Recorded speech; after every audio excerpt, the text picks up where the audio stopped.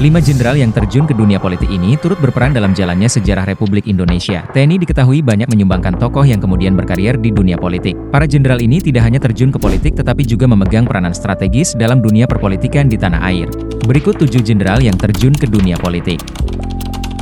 1. Soeharto. Soeharto merupakan salah satu jenderal paling berpengaruh dalam sejarah Indonesia. Dia memulai karir politiknya setelah memimpin operasi militer menumpas PKI pada 1965. Soeharto kemudian menjadi Presiden Indonesia pada tahun 1967 dan menjabat hingga 1998.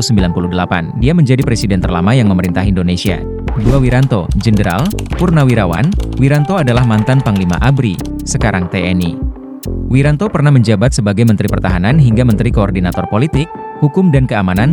3. Susilo Bambang Yudhoyono. Jenderal, HOR. Susilo Bambang Yudhoyono adalah Presiden Indonesia pertama yang terpilih secara langsung oleh rakyat pada tahun 2004. SBY kemudian terpilih lagi pada 2009. SBY pernah menjabat berbagai posisi penting di militer dan di pemerintahan, termasuk sebagai Menteri Koordinator Politik dan Keamanan. 4. Luhut Binsar Panjaitan. Jenderal, HOR.